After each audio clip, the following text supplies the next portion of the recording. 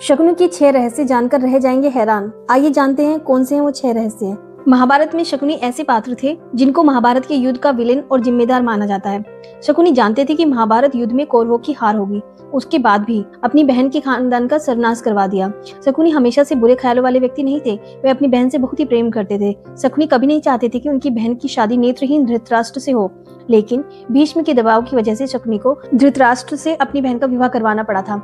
तब उसने कुरुवंश से बदला लेने के लिए कुरुवंश के जड़ को खोदना शुरू कर दिया और जिसकी वजह से दुर्योधन ने कुरुवंश को कुरुक्षेत्र के महारण में उतार दिया। शकुनी गांधार साम्राज्य के राजा थे, लेकिन उसके बाद भी अपना अधिकतर जीवन बहन गांधारी के ससुराल में व्यतीत किया था। गांधारी की शादी जब धृतराष्ट्र से हुई तब शकुनी और उनकी एक सखी हस्तिनापुर गए थे।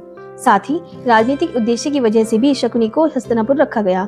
अपनी बहन और परिवार का बदला लेने के लिए शकुनी को गांधार राज्य त्यागना पड़ा और अपनी बहन और भांजों के साथ हस्तिनापुर रहने लगे। यहीं रहकर अपने षड्यंत्र को पूरा करने के लिए शकुनी कौरवों और पांडव पुत्रों के बीच गहरी खाई बनते गए।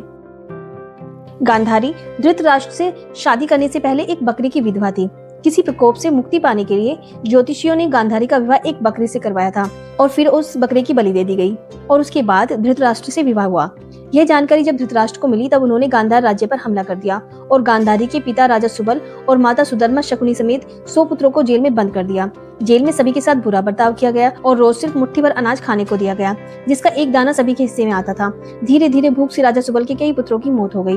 राजा सुबल ने कुरुवंश से बदला लेने के लिए अपने पुत्रों में से बुद्धिमान और चतुर शकुनी को बचाने का फैसला किया और उसको प्रतिशोध के लिए तैयार किया। सभी लोग अपना अपना भोजन शकुनी को देने लगे और शकुनी ने अपनी आंखों के सामने अपने परिवार का अंत होते हुए देखा।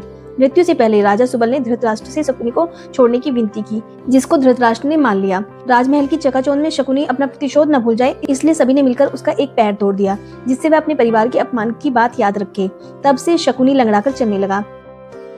शकुनी के पासे उनके पिता राजा सुबल की हड्डी से बने थे। शकुनी को चौसर खेलने में महारत हासिल थी और कौरवों में भी इसका मोह जगा दिया था। इसको देखते हुए मरने से पहले राजा सुबल ने शकुनी को अपनी हड्डी से पासे बनवाने के लिए कहा था।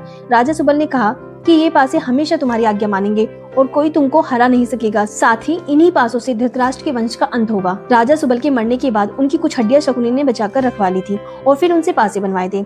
हड्डियों के बने पासों से चौसर खेलने की वजह से पांडव सब कुछ हार गए। द्रौपदी का चीरहरण हुआ और अंत में महाभारत का महायुद्ध हुआ। महाभारत के युद्ध में शकुनी पांडव पुत्र और कौरवों दोनों से नफरत करता था। पांडवों ने समय समय पर अनेक कष्ट दिए थे और कई अवसरों पर परेशान भी किया था। साथ ही शकुनी के पैर का भी पांडवों ने मजाक उड़ाया था। कुरुक्षेत्र के युद्ध में पांडव पुत्र नकुल ने शकुनी और उनके पुत्र उलूक को मार दिया था। महाभारत युद्ध के बाद श्री कृष्ण ने भीम को बुलाया और कहा कि इन पासों से इतना बड़ा नरसंहार हो गया है, इसलिए भविष्य में ऐसा ना हो तो तुम इनको नष्ट कर दो ताकि किसी को ये पासे न मिल सके। अर्जुन उधर से निकल रहे थे और कृष्ण जी की आधी बातें सुनकर पासों को लेकर निकल गए। कुछ दूर जाकर एक बड़ी नदी में उन पासों को फेंक दिया और कृष्ण जी को बता दिया। कृष्ण जी ने कहा कि तुमने बहुत बड़ा अनर्थ कर दिया है। अगर वह पासे बहते हुए किसी के हाथ में लग गए तो जुआ फिर से आरंभ हो जाएगा और इंसान की बर्बादी का कारण बनेगा।